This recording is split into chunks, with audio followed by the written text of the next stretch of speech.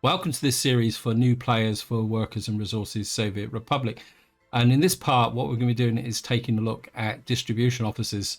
But before that, I just want to clarify a point of confusion that I've got from a couple of the comments. Because what I want to emphasize is that in this series, I'm not trying to build an ideal starting position. What I'm trying to do is go through the game mechanics. And I'm very much aware that if you were playing the game normally, some of the mechanics I'm talking about would normally be done in parallel when you're actually designing the city. But what I really want to do with this series is focus on specific mechanics and try and explain how they fit together. This is the reason why this start does seem a little bit piecemeal. That out the way, what I want to do is explain what we're going to do in this video. The first part, I'm just going to talk about setting up manual supply routes, just using single trucks. Then we'll move on to distribution offices, and then I'll talk a little bit about how you can use distribution offices to move goods around the map and try and get across why this is so important. And probably the most important reason for setting up manual supply routes is cash. Because one thing about auto purchase is, I know I've mentioned this before, and I just want to emphasize that auto purchase is a very tricky way of getting draining your cash away, especially as your economy expands, simply because one, obviously auto purchases, the goods are coming in, and also you're having to pay this delivery fee. And this delivery fee will mount up as your economy gets bigger and bigger. So setting up a manual transport system does make sense. Although I do accept that if you're bringing in goods, you still got to pay for the fuel because, of course, we got the fuel option enabled. But in the long term, it does provide substantial benefits, and it does give you an option to control your economy. So that out of the way, what we're going to do now is just go through the process of setting up a manual route, because this is the basis of setting up distribution offices. Now, to set up a manual transport route, what you've got to do is have a depot. If you come into the depot, what you can do is buy a vehicle here. And what we're going to do first is set up a manual route that will supply meat to the shop for a reason which I'll explain in a little while. One thing you do need to consider when you're setting up transport routes is the capacity of where you're going to deliver. So if we go over to here and I click on here, you'll see that the maximum storage in here is 1 ton of meat. So there's not much point in buying this great big truck here with 6.5 tons of meat. Although having said that, there is a very specific reason where you may want to do that, but I'll talk about that once I've set the route up. So what we're going to do is we're just going to buy this V3S refrigerator truck, which carries 2.3 tons of meat. So we're just going to click in there. So we've now got the truck, and what we're going to do is set up a manual route. And of course, the only place we can get supply from is the border. So we're going to come in here, click on there. That sets up the pickup point. Now, if you look at the left-hand side at the bottom, you'll see it says wait until unloaded, and also at this station, load 100%. Now, when you're picking up from the border, you don't need to set anything for this. These settings are more related to when you are moving goods between internal storages, say like a meat store to a shop. But I don't really want to talk about that just at the moment. And what we've got to do then is actually put in the location. And this is the basic setup. But what you want to do when you're delivering to a shop from the border is, if you see here, it says wait until unloaded. What you want to do is click that and then go up here, click the checkered flag here. And what you'll see is the truck will now leave here. Sometimes if they're low on fuel, they will go into the gas station first on the way. There we go. The reason for that is that when you buy a truck, you only get minimal fuel inside it. Now, while the truck is actually going into the customer shed, I'll just show you the route. Now, this is the route that between, but that doesn't guarantee that the truck will actually follow that route. You can see there. So the truck will just quite happily go on his own way. He's got 2.3 tons of meat in there, and he's actually decided that maybe that's the way he wants to go, because technically he's delivering to this shop, so that is the shortest route.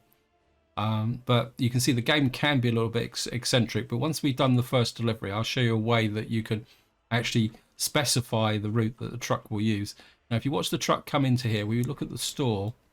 Now, some of you guys might be able to answer this, because this confuses me, and I'll be completely upfront. I haven't used auto purchase for, well, a very long time, well over a year in a game. So this is a kind of reverse novelty for me, but you can see that this guy's dumped 2.3 tons of meat into here, and he goes. Now, I do wonder whether that is an effect of having the auto purchase switch on. Now, when you're first starting out and you're setting up these transport routes, what I recommend is that you leave the auto purchase on, because can always act as a backstop. And if your manual system is working and it fills these areas up more than what you expect, the auto purchase won't trigger, so you won't actually incur those costs. So that's something that you do need to be aware of. Now, what we'll do is we'll just give this guy another run, because I'm very curious. He's got another 2.3 tons of goods. He's insisting on going around this route here. And what we'll do is we'll see what happens this time, because what you should do, because this has got this set to wait until unloaded, the truck should sit there until such time as it's empty. So here he is. He's coming in this time. Actually, just let the game run slowly. I don't want it to run too fast.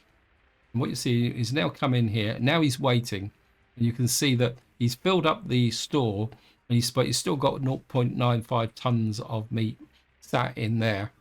And what he will do now is just sit here until the truck is actually completely empty, which is what I expected it to do on the first trip. Now, the reason for using a manual route like this is down simply to most stores have very small amounts of storage for things like meat and electronics, though we can reduce that electronics down a little bit, just like that. And using a manual route with wait until unloaded is a good way of actually extending the storage on a shop. And using wait until unloaded is a very good way to ensure that you get a guaranteed supply of meat in this case, and also some extra capacity in the shop. The downside is that you've got to leave slots open, which is another reason why you use the cargo shed there. Anyway, so we've got that set up. Now, the other thing I want to show you is if we come to here, you see we've got this route here. Now, what I want to show you, one way you use it, if you want your truck to follow a specific route, what you've got is waypoints. And what you can do is actually put a waypoint. We're actually going to just get the game to confirm. Whoops, didn't mean to do that. Now, I've lost the route, but if you come to, lines now, what you can do is open it this way now. This is where the list of lines, which I described in an earlier video, comes into good use. And what we're going to do is click there, and what we're going to add the waypoint. Whoops, get rid of that. Sometimes hitting the waypoint can be a little bit tricky. You stop. What you can do then is then move down one, put a waypoint in here. And what we do is remember to save it now. And what that does is actually now move it. So if you've got a route where you want the vehicle to follow a specific path, this is using waypoints is a way to do it. Now, I'll be completely upfront. This isn't something I use about that much. The main time I would actually use this is if a major truck was going through a busy junction, and it would be easier for the truck to, say, come round and up into the city in a different way. So that's the use of waypoints. And of course, if you don't want the waypoint, what you do is just select waypoint, come here, and then if you click on it again, it comes here. It doesn't affect the route, because if you come into here now and we click on the route just reverts back to its own way of doing things. So waypoints, use them sparingly, but they can be very useful. Now, before we get into distribution offices, I just want to explain why you do use distribution offices. What we're going to do is we're going to repeat the process with a covered hole. And what we're going to do is buy this one here, this SKD 706RT. And what I'm going to do is set up a route to deliver electronics from the customs post. Now, this time round, you'll see that you get everything that a covered hole can carry. And what you do want to do is get into the habit on a custom shed of always telling the route what product you want, because if say for example I did this, what the game will assume is that everything that can be delivered here can be delivered here. And the reason you've got everything listed is because this is a cargo station here, which includes everything.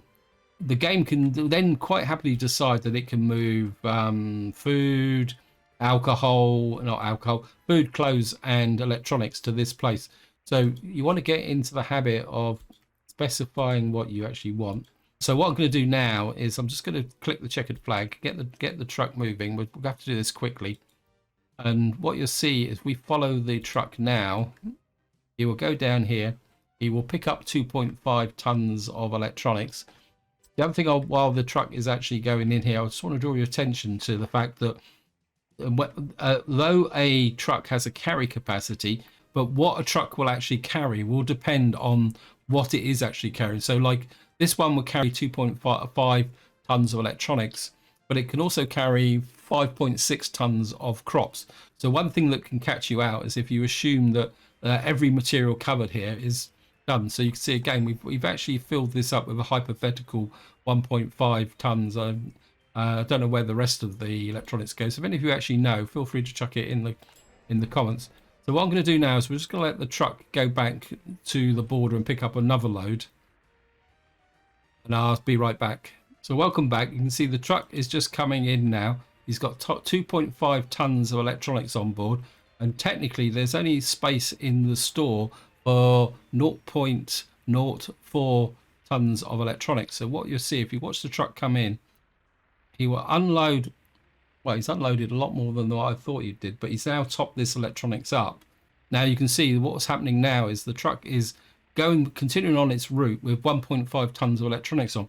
This is the reason why you use distribution offices, because what you've got a situation now is this truck will just keep running backwards and forwards, picking up a little bit of electronics, and he's burning fuel, which you've got to pay for. So that is the reason why you use distribution offices. But for the purposes of this video, what I'm actually going to do is we're going to set you to wait until unloaded. Now what this will mean is that both these entrances will be blocked by either the refrigerated truck or the small covered hole delivering the electronics. But sometimes when you're using electronics to a single drop-off point, the wait until unloaded is quite useful, and it also ensures that this store gets a regular supply of. It also ensures that this store gets a regular supply of electronics. So we've got two little manual routes coming down here, and you can see we've got two listed now. And what you see is this route's got two stations and one vehicle on each bit there. So the next thing we're going to do is set up a distribution office. Now, distribution offices are in general setup here. What you see here is you get a small distribution office for 5 vehicles, a large one for 12 vehicles, and then you get this free distribution office. Now, this is really related to realistic mode. And when you're first starting out, I've just ignored the free options because it's got 3 parking spaces. Now, what I'm going to do is I'm going to place a medium distributed office. You can see it's pretty big, and I'll explain why we're doing that one. And we're also going to put in a small distribution office here. Of course, we're going to have to build these. And if you look at the top here, I had a little bit of a project. In fact, we can just use up the rest of our dollars here. So we're now kind of running out of dollars, but that's okay. And we'll just build these distribution offices like this very quickly. And we'll just let this one finish. And what you see here is we've got no vehicles. What we've got is space up here for the vehicles we're actually going to use. Then below it says manage office tasks. That means that what you can have in here is up to 20 vehicles. And what we're going to do is just we're going to do this one first. This is the one we're going to use for fuel. And what we're going to do is we'll get about 3 oil tankers for this. And what we're going to do is set up a fuel distribution network. And of course, and a bit of a tip here, guys, when you're doing a pickup, try and get the pickup at the top. For some reason, I think it actually just ran out of money. So back to the allocation. Now, what we can do is we can allocate to the local gas station here. We can also allocate to this distribution office, but we can't allocate to this one because, as you can see, it says it cannot assign building to itself. So when you're setting up a fuel distribution network, you can't actually do it, but you could do a crossover. But one of the reasons for building the distribution office so close to this gas station is that We know this one's going to be going to the border crossing here, so they can shoot into the gas station here when they actually need it. Now we also need to allocate it to the secret police, the fire station, and the hospital. Kind of a bit inclined to put another gas station in here. So now what I suggest is that when you first get going, we let the game roll. You don't need to assign it because the game will do it automatically. What you want to do is well, if you set up something like this, don't set it to 100%. Just set it to 30%. Then let the distribution office sort everything out, and then possibly increase the capacity as is required. And you can see what's happening now is these trucks are going in here. They're picking up, they're picking up 7 tons of fuel. And what they're going to do now is, well, they're probably going to deliver to here first because this is the closest one. And you can see they drop the fuel in here.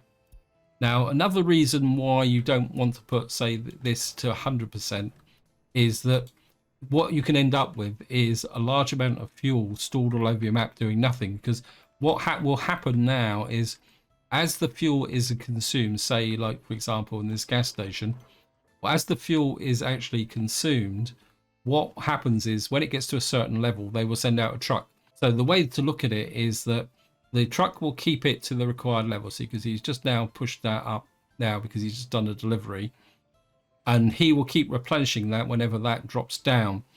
But what you want to remember is that, especially when you've got a gas station that's quite some distance away from the pickup point, is that what you want to do is possibly build up a contingency against when the system gets busy, especially if you've got seasons enabled and the winter's active. There can be delays in deliveries, and that's why you want a little bit of a back stockpile just in case. In fact, what we'll do is we'll just get rid of that because that's so close to the border. Now, another tip with distribution offices is that generally, to improve responses, what you want is the distribution office to be closer to the pickup point than the destination. So obviously at the beginning, you're going to be picking up from the customs shed. So you want to put your distribution offices there. In fact, I think what I will do is we'll just get a couple more oil tankers. An indicator that everything is going well, is strangely, is that if, like now, we've added these oil tankers and they're not moving. That means that the system has got capacity to deal with shortages. Now, the next thing we're going to do is come in here. Now, what we're going to be doing is delivering to the store here.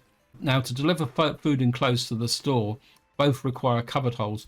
And this is another tip that you need to consider with when distribution offices is, where possible, try and get a common vehicle type in. So again, we're just going to put covered holders in here. And I think we'll stick with the short distances. We'll stick with that. I mean, I don't know. And of course, speed is an issue as well. We got this one here. This one's too small. It's only 0.8. We got this one here. This is not bad actually. It's 85 kilometers an hour.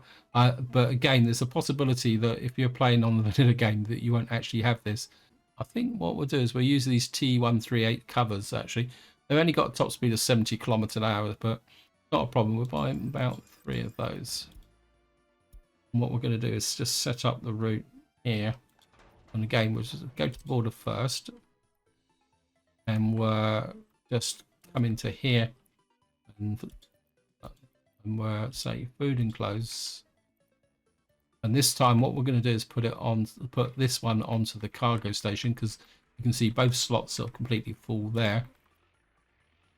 And my personal rule with respect to using these routes is you always assign these to the building, but you don't put them into the cargo station there.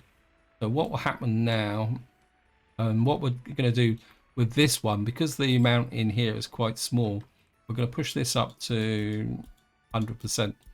When it comes to delivering food and clothes to a store, 100% is probably advantageous, because this is one area where your economy can be quite vulnerable, especially if, as I say, when you're using seasons update. And the reason you want to keep the shop well stocked, because one item that will really affect your economy very badly is a food shortage. If your residents don't get food, they get unhappy very, very quickly. have a quick check. Yeah, I mean, everyone here is generally happy. What we've just done now is use the distribution offices in a delivery role where we're literally picking stuff up from the customs shed and taking it and delivering to a store, and that's keeping everything going quite nicely. And that's probably the most simplest method. Now if I turn around here, what you'll see is we've actually got a oil terminal here. This is something I built off camera just to get some oil into here. It's partly in preparation for when we're going to talk about easy ways to make money at the start of the game, which some of you have already reminded me in the comments. But the other thing also, I want to demonstrate an alternative role which you can use distribution offices for, and that is to be able to export your surplus and make profit from it. And so what we're going to do now is build another distribution office here, because I don't want to mix these up. I know some of you say, well, you could mix them up because you've got spare slots in here. I just want to keep this simple, because otherwise life can get very difficult. And so what we're going to do now is just going to put in put a small distribution office in here. I'm just going to tuck it just in here. It's probably not the ideal location, but just going to come here. And we're just going to build this. And then you can see this time I've put it next to the oil tanker because this is the pickup point. And we're going to take it down to there. And what we're going to do is get a couple more oil tankers. Get up about 3 of them. There. What we're going to do this time is we're going to put it on the source there. Tell it to pick up fuel. Now, what you see here, it says storage percent. And what I'm going to do is put this up to, just take it very quickly. At the moment, we've got 561, so that's what, just over a third. So I think for the purposes of this demonstration, we'll set this to 20%. But the way you would normally use this is, say, for example, this oil tank was getting close to 100% and you wanted to keep production going. And this is why you would use the distribution office. You keep the production going, you either want to sell the surplus or move it to another location. In this case, we're just going to sell it. And what we'll do now is come down to here. And of course, this time we're actually going to be exporting like that. Just let the game run. And what you'll see now is these guys, because this fuel tank is over 30%, they will fill up with the fuel. And again, I accept that this is not the most efficient way of doing it. New empirical type, yeah, thank you again. Because there is a option, if I put it into here, sorry for this slide, there is an option if where's the liquids? There is a fuel loading and unloading bay here. There's a vehicle one here. What we could do is put this in here, and what this will do is make the loading actually faster. Now the reason I haven't put that in is that in a future video we will be putting an oil refinery out here when we expand towards turning all this oil into more profitable products such as fuel and bitumen. And of course part of that will be the process of, whoops, what's that? I'm picking up the message over there, which is annoying me. Yeah, and that's part of the process of making your economy self-sufficient, because of course once we're producing our own fuel, then these distribution offices become even more efficient, simply because what is actually happening is that the cost of transporting the goods from the border to wherever they want to go is effectively free, because we're actually manufacturing the resources. Although I accept it's not strictly free for anyone who wants to be precise, because there are costs included in actually having a oil refinery here. And this is the way that the game actually works. And for what we'll show now is we come to the economy and we show you exports. So we've actually made our first cash as well.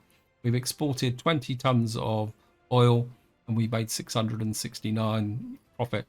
And what you'll see down here now is this could go. So at the moment we're importing meat, power and food, and we're actually exporting oil. And what we're moment was, we're still losing 17,000, but you see as we export more oil, that price will come down. And if you're not sure, if you come here, if you look at the prices on the global market, apologies again for the small print, The game does it here. What we're getting by selling this oil is we're getting 31.73 rubles per ton, which isn't much, but when you've got something like this, which is pure bulk, you can make large sums of money. Just to preempt someone who's going to put in the comments saying, well, you could do this by train and make a big pile of cash, I accept that, but that's not the purpose for this video. This video is about distribution offices, and I want to do building railways and running railways as a separate video. And I think just to finish off now, what I've demonstrated so far is what you could call two uses of a distribution office. That is to pick up from a primary source, which in this case is the customs shed, and deliver internally. The other one is to pick up from a place where you want to move a surplus, and that surplus could be moved to either the customs shed for money or to another storage location, which could then be used for onward supply. And another way that you would use a distribution office is a kind of hybrid between the two. So say, for example, you've got an oil tank here and you wanted to move the fuel to a factory for production. What you can do is use a truck to deliver the items to that factory for production. That's something that we might be doing later on when we get into construction and farming. But I think that's enough for this video. Hope you enjoyed it. Hope you found it interesting. Any questions, feel free to chuck it in the comments. And until next time, whatever you do, enjoy your gaming.